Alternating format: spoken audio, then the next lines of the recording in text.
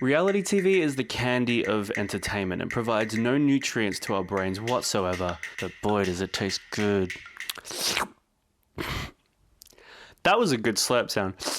It brainwashes us into thinking this fabricated drama going on in these people's lives is important. It makes us feel things, hatred for some of these basic ass bitches and love for others. It can even make us emotional. This is a bit for the... We're all proud of you, sweetheart, and oh, give me goosebumps, that has, look. She's your favourite. Oh, it has. So if reality TV is trash, how does it do this to us? How does it make us feel things? Why am I obsessed with Becky and her cheating-ass boy toy? If you're also obsessed with Becky and her cheating-ass boy toy, comment below and tell me why. I don't have many of the answers in life, children. But I think I have this one. Because I don't watch reality TV at all. I never watch it. I completely made up Becky and her cheating-ass boy toy. But there was one reality show that I watched growing up that I was obsessed with. And that's not an over-exaggeration. I went back and looked at some of my old Facebook posts. Yeesh. But I think my love for this show can explain why reality TV worked so well when it started, and why it continues to rot our brains successfully today. That show was Big Brother Australia, and it was actually fantastic. The early 2000s was quite a time for Australian TV. Guys in commercials looked like 70s porn stars. News theme songs were hot AF. I love news theme songs. I don't know why, it's just something about them. And Koshi was just starting out on Sunrise, and he looked exactly the same as he does today. It's oversimplified, that it doesn't take into account market forces. What the fuck? Consumers could be a bit misled now. Stop misleading consumers, asshole. But perhaps the most exciting thing was Australia was about to be introduced to its first real reality TV show, with the original and the best. Big Brother had already been on the air in numerous countries around the world, including Germany, Argentina, Italy, and the Netherlands, where the show was created by a man named Mole, John de Mol, Jr. There were apparently a few existing works that inspired him to come up with a concept, including MTV's The Real World in America. Pick to live in a loft and have their lives taped. But undoubtedly, John de Mol's main inspiration was the book 1984 by George Orwell. Very, very famous book. I'm sure you've all read it, or you were forced to read it in school, or you know the story and you just haven't read the book, or you've never heard of it.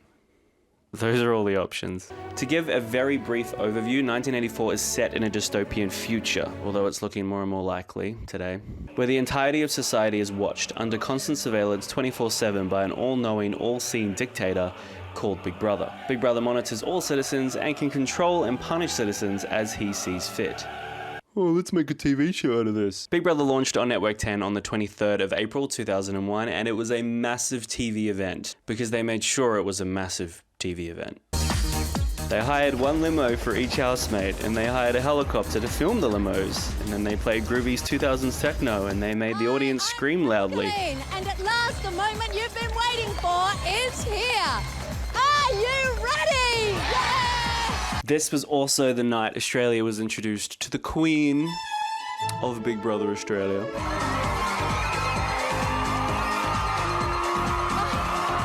Gretel Killeen.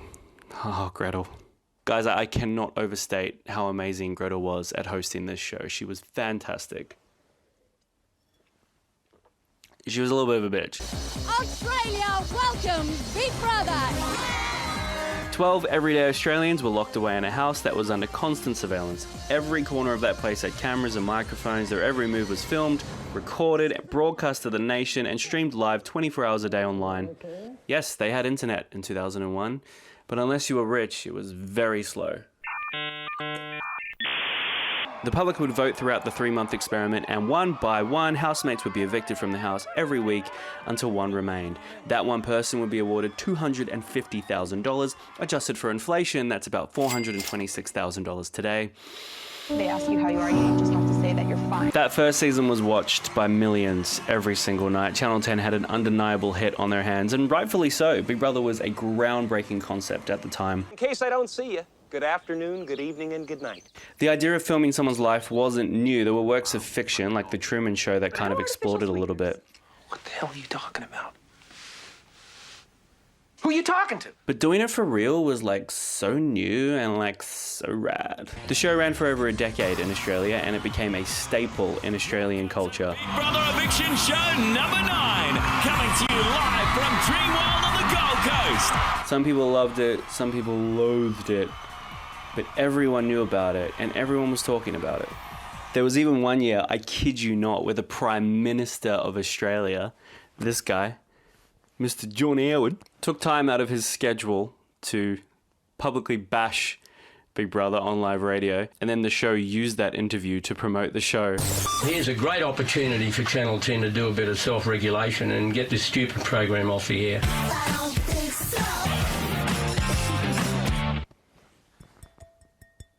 Marketing 101 right there, guys. That's how you do it. And just quickly on that note, the promos for Big Brother were always incredible. What are you going to make them do to earn it? It was an election year one year and all those annoying election ads were running, so Big Brother decided to do the same. Australia, your new #1 candidate is here. This man is the only choice for Australia. Making the Big Brother house a better place to live. They would also do twists every year. These twists were a way to kind of freshen up the season and bring people back every year. This was kind of necessary because the format never really changed. So if they didn't do these twists to get people intrigued every year, the promos would just be, "We're locking people in a house and watching them again." And the twists were great. They ranged from a lot of prize money, $1 million. to no prize money. There is no prize money.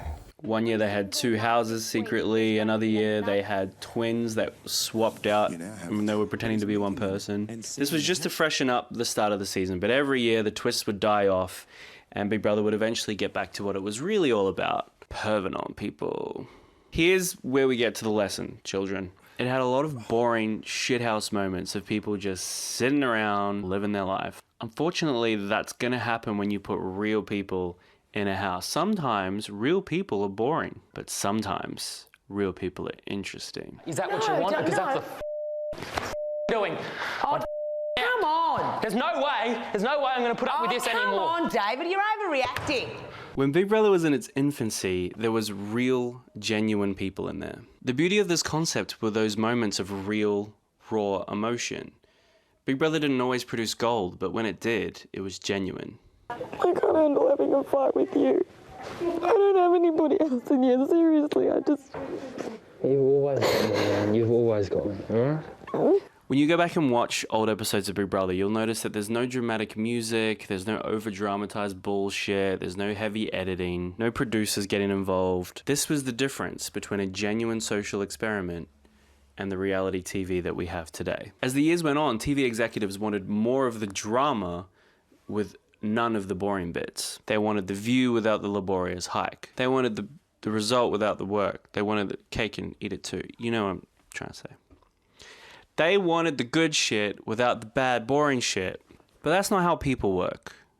Not really. If you want to have those genuine moments, you need to be able to let them happen naturally. Once you start casting people who want to be famous, once you start fabricating things, creating the drama and blowing it up for every single episode, Every single night drama. the reality aspect of reality TV is dead.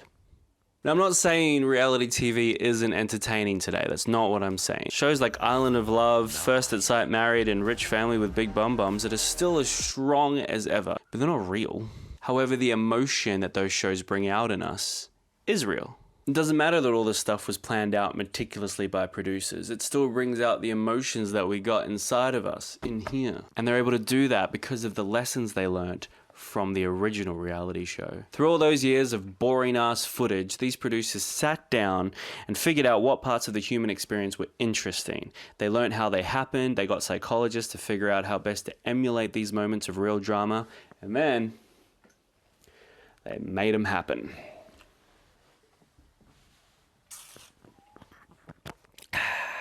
Kind of how back in the day, how we had to hunt and gather for our food, you know, we had to go out and actually put effort in if we wanted to eat, and now food is readily available everywhere. It's kind of the same thing. Back in the day, we as the audience had to sit through 100 days of boring ass footage just for 4 or 5 tasty dishes of drama, and now it's everywhere. The most powerful week of Married at First Sight. So, let's look at some of the lessons that Big Brother taught our soon-to-be evil producers of television everywhere. Starting with lesson 1. Passion plus pressure equals emotion. Sorry, I just get emotional about that, man. But I'm the same. I'm Fuck, you're the same? Yeah. But you're still Aussie, man. Yeah, just don't get worked up over it. I always get so fucking worked up. There are certain things we all hold near and dear to our heart, things that have happened to us in our life to make us feel passionate about that thing. Maybe a parent died of cancer, so you're passionate about cancer and cancer research. Maybe you were in a serious car crash, so now you're serious about car safety. Maybe your dog ran away when you were 9, and you found out years later that he found a new family with bigger balls and better treats, and you just weren't good enough. And so you have abandonment issues. The producers of Big Brother found out that when you get people with these passions and then you apply pressure to the passions, this brings out emotion, which is good TV. Take, if you will, Merlin from Big Brother 2004. Merlin came to Australia as a refugee and he was bullied a lot about it growing up, despite identifying as an Australian, and he truly felt Australian on the inside. A lot of people bullied him and gave him a hard time and told him that he wasn't actually Australian. Passion identified. So when Paul, the true blue Aussie from Geelong, dared accuse him of not being Australian, there's your emotion. Yeah. My passport says I'm German, but in my heart, I'm Australian. Yeah, heart is not good enough, mate. No. If you want to, no, fuck you. If you it's not. Sit down. Sit down. If you are a man, sit down. If you want to sit shut here, up, mate. If you think you're an Australian, become an Australian citizen. Don't come in here and preach your bullshit, mate, if you're not an Australian citizen, mate. I've been living because in this you are not shit. Man, I've been living in this country since I was 4 years old. Yeah, I would die for this country, so don't sit here and tell me that I'm not Australian. That's just bullshit, man. I can't believe the shit I'm copping. I haven't copped that since kindergarten. Stop! Yeah, I will. As long as you listen to me, mate. Just stop! I'll listen to you if you listen to me. Don't walk away from me, mate. And once that emotion is out and on full display, often that person will passionately explain to everyone why they feel so passionate about it. And this is where the magic is truly made. A real person, upset, angry, and vulnerable. You know, for years I copped shit about being German, about being a Nazi, about being a fucking little German Nazi Hitler kid for fucking years. So don't stand there and call me un-Australian, man. That's fucked. And as if I did, mate. You did. You're telling me I'm not Australian. I did not. What I said is, if you want to be Australian, become an Australian citizen. This entire exchange was streamed live. I highly recommend going and watching the full thing. It started out as an argument or a debate about circumcision, if you can believe that. How the whole thing got from... If you think it's a parent's decision to circumcise the child... to... fucking little German Nazi Hitler kid... is incredible. Merlin did something else somewhat notable as well that we're going to get to in a little bit. Oh, you're going to love lesson 2. When they trap, they gon' snap. Not proud of that one, but whatever. The Big Brother house takes away a lot of comforts. Music, friends, family, distractions from a chaotic world. Taking away all these things is very important, but one of them is the most important in my opinion, and that is the ability to walk away. I'm walking away from the housemates in my life. In 2001, housemate Anita is pissed because she feels that her opinions on a task are being ignored and that she's not being taken seriously. But here they also have the story order as well as the tape order. Yeah. So then just give that to them. Yeah. Cool. They just couldn't get it. Just keep saying it. Well, it's their private thing. It's like... She throws a little tantrum and walks off. Where were we? And on the outside world, she'd probably go to her friends, rant about how shitty those guys were, have a drink, and that very well could have been the end of it.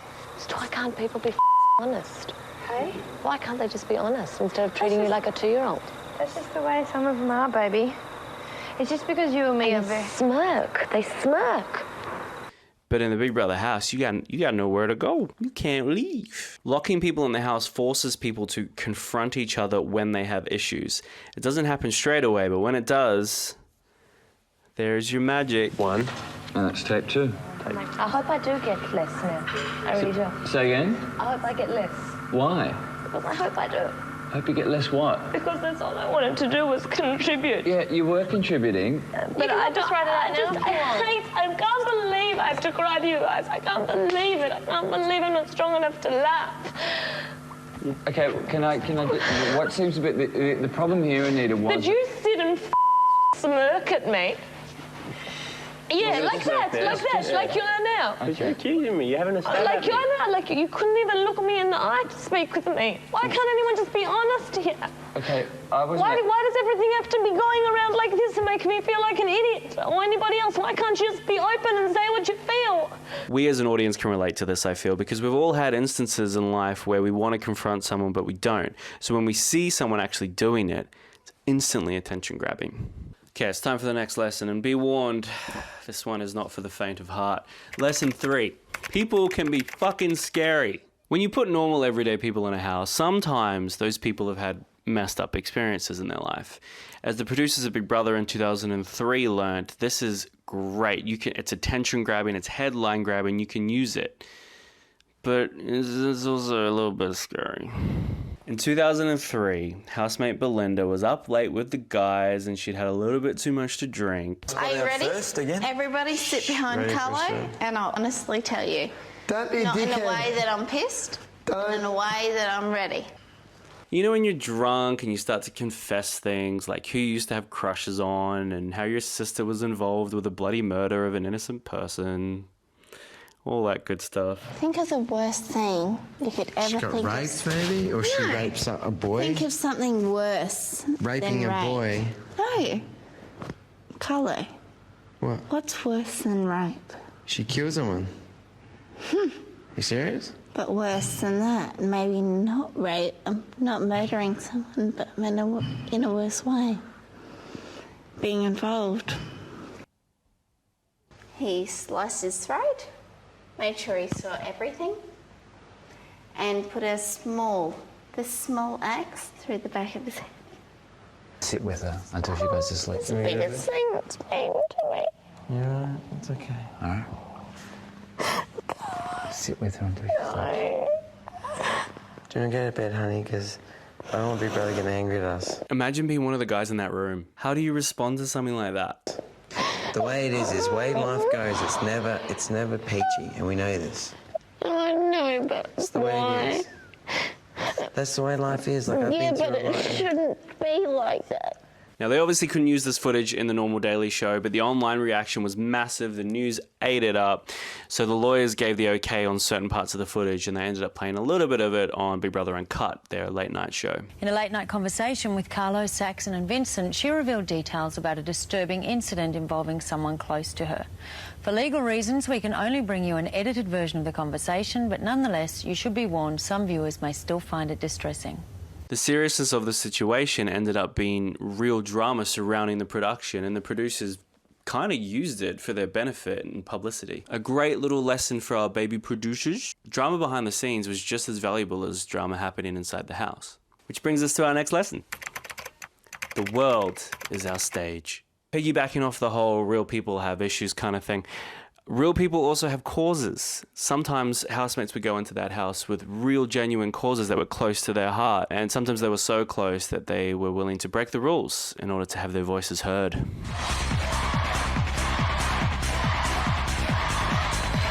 We're scooting back to 04 for this one and visiting our German refugee friend Merlin. Merlin had a little plan when he went into the Big Brother house. He had a bit of fabric and some tape and he smuggled it into the house via his underwear. And then when he was evicted, he did this.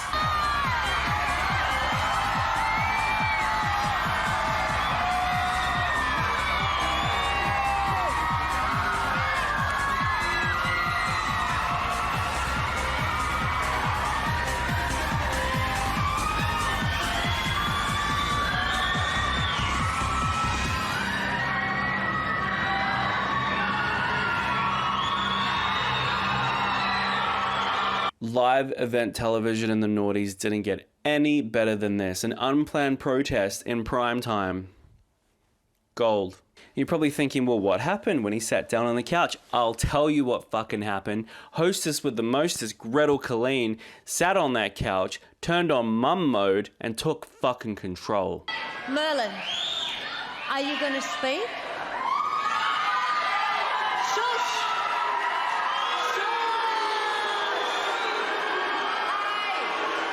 Hey! Everybody sit down and be quiet. Yeah, shut up.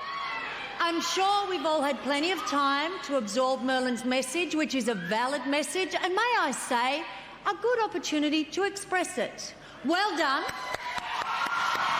She's like, yep, you got us. Good job. Well done. I personally feel the point has probably been made, and let's face it, coming out of the house is a celebration not only of our philosophies, but also of who we actually are. So we're going to cross to the house. We'll probably go to an ad break, and then hopefully we will celebrate Merlin's time in the house. So once they cut live to the house, Gretel and the producers sat down with Merlin and did their very best to try and convince him to speak because, I mean, apart from it being ratings gold, I think they genuinely wanted him to talk about this issue. They thought, this is great. You've done what you came here to do. You've got this platform. We want to now hear what you have to say. Merlin ultimately refused to speak, so they cut to the house to have a live discussion with them instead. I can understand that he is doing this, but he does feel very passionate about it, so this is just Merlin keeping it real, mate. This is something that obviously he's wanted to do. It's just him. Can I just ask you, if you're keeping it so real, why doesn't it get mentioned in the house? He didn't even know. All right, so we're talking about seizing a moment. Do you think he'll have any regrets about not actually expressing or verbalising or elaborating on this opinion, or this is Merle's and he'll be completely comfortable with it? This is Merlin. He's an individual. You could tell from this reaction how much Gretel and the producers actually cared about Merlin and about this issue that he was trying to bring up. It would have been so easy to just cut the show then and there, say sorry guys, and then end the show. But no, instead, Gretel stood on that stage without a script and led an impromptu chat about a serious issue in front of the whole country. With mum mode turned on full, of course. Can I just hold on 1 second? Can I ask you guys, as much as I appreciate your involvement, to just be quiet for 1 minute, because one thing that's happening with this show is that we have only 4 minutes or so left to go to air.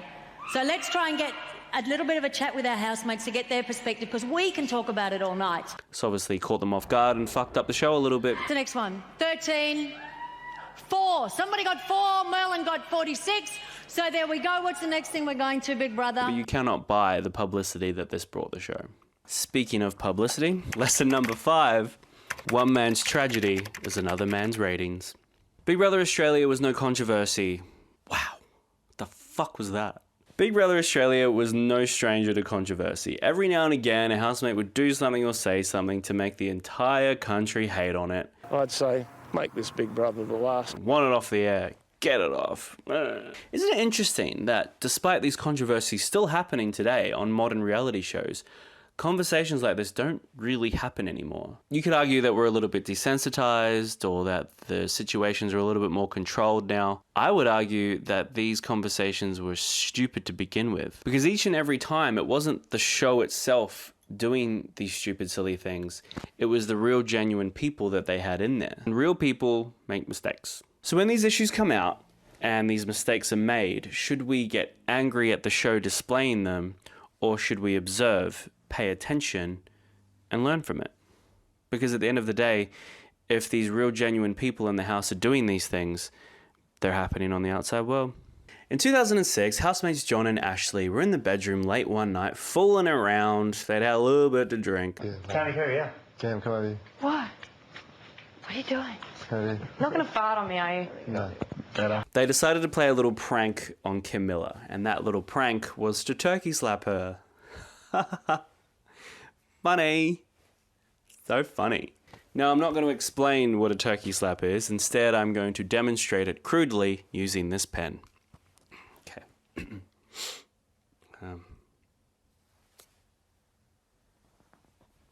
Thank you.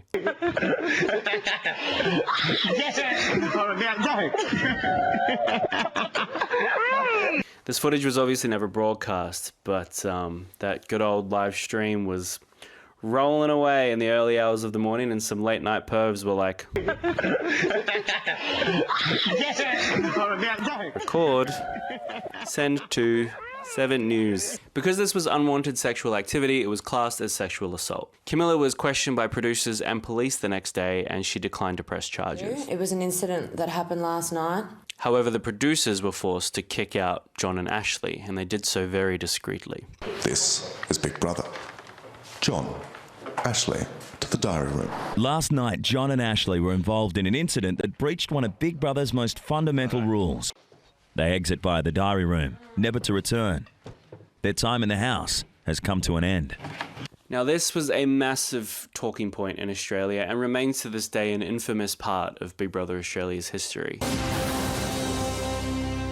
Good evening to you. First tonight, one of the West Australian Big Brother housemates is at the centre of a sex scandal. Queensland police are investigating allegations of sexual misconduct on reality TV show Big Brother. What the hell is going on in that Big Brother house? Escorted from the Big Brother compound. It's alleged they sexually assaulted housemate Camilla Halliwell. I can confirm that the footage has been given to the Queensland Police. My understanding is that the police have interviewed the young woman concerned. I've been watching them go and they're flying under the radar. For crying out loud, do something! They finally decide to do something, and this is what they choose?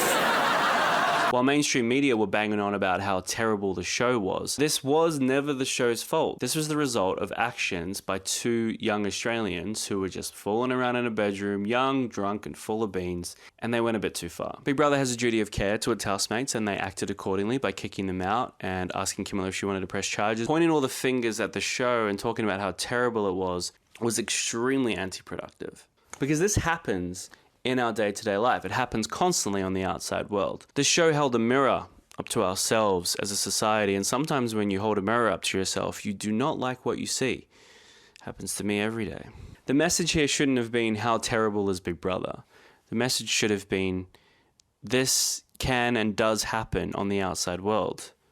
What do we do to stop it? We have a wasted opportunity, really. Lesson 6, morals schmorals. Zooming through to 2013 for this lesson. This is arguably the last year we got a genuine season of Big Brother. From this point, it kind of went down a slippery slope.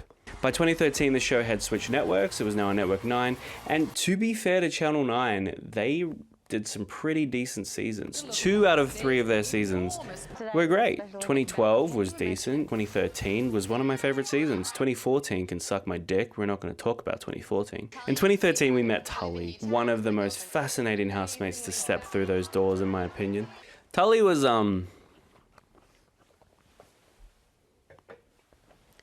gay, and she went into the house in a relationship with a girl called Talia. However, while she was inside the house, she fell in love with a guy.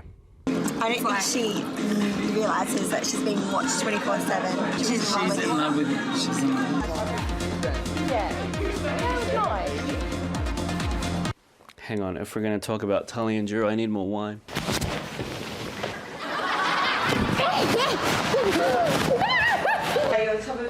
Disgusting chest. Tully and Drew were huge talking points both inside and outside the house because it was very clear that these two had a lustful passion for each other. I look at you two and I think there's more to it than a friendship. I think for someone that has a partner, I think you're treading on thin ice. Speculation in the house has been rife. Do you think your girlfriend is going to be okay with your relationship with Drew? But because Tully was in a relationship on the outside world, watching them struggle through this was really interesting. What do you think her girlfriend will think of you? Probably hate me. Because you're scared of the question I want to ask her. What is the question? Would you leave Talia for me? It's not a question you're actually asking me. Well, the same question that you got angry at. It's a different question. If this situation happened on the outside world and you wanted to be a good person, you would simply just distance yourself from that person, stop spending so much time together. But in the Big Brother house, as we've discussed, you got nowhere to go. So you get 2 people who are in love, who are not allowed to be in love, and force them to live side by side for weeks. Just things they're saying, like, you know, it's disrespectful to your girlfriend. And I want to ask you, Do you think it's disrespectful to your girlfriend what you're doing with Drew? Honestly, do you think it's disrespectful? Because I don't know your relationship. I don't know what you know. No, like, I think he's like, Drew, I have to speak to him because he's really angry.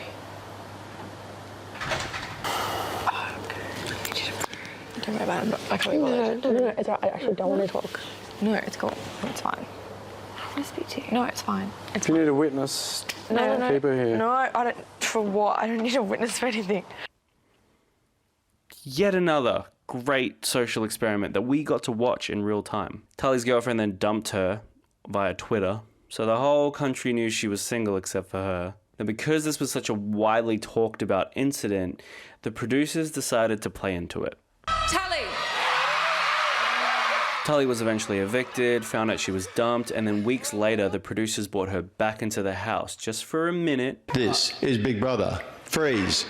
They were doing a task where Big Brother would tell them to freeze, and then they had to stay solid and not react to anyone that came into the house, including their loved ones. And what are you? And you're very proud of her. I'm very proud of you. Housemates. Release. Oh my God. Who was it? Oh my God, was that your mum? Was that your mum? Oh, They froze Drew, and you can guess who they brought in to say hi. Housemates, freeze. Hey guys. Hey mate, how you going? I had a really big party at your house the other night. It was massive. Hey mate, how you going? So before I was evicted, there was like something I didn't really get a chance to do properly in the house.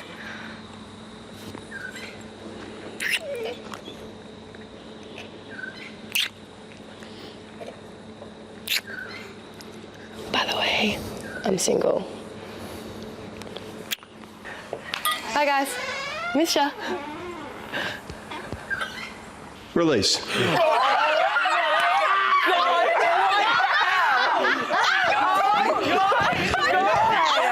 This was a great example of capitalizing on something real and genuine, and something that indeed does happen outside the house. Now, I could go on and on with lessons from this show, and if you want me to, let me know in the comments. I could make a part 2. There's so many examples that I would love to talk about, but I think I've made my point. Big Brother Australia offered an incredible insight into young people in Australia and was a genuine social experiment when it first started. And it paved the way for future shithouse reality shows that we have now. Now again, I have absolutely nothing against these terrible shithouse piece of crap shows that are on today. Nothing at all. Modern reality shows offer lazy, easy entertainment. You don't have to think. You can just sit down and watch. They have well and truly mastered the art of drawing us as the audience in by constructing scenarios that not only will grab our attention, but will use the emotions of these people against them for the purpose of entertainment. The show that aimed to be an intriguing and often educational social experiment, but eventually paved the way for manipulated, emotionally driven entertainment candy. Thanks for watching. If you'd like to see more, please subscribe. If you don't, fuck you.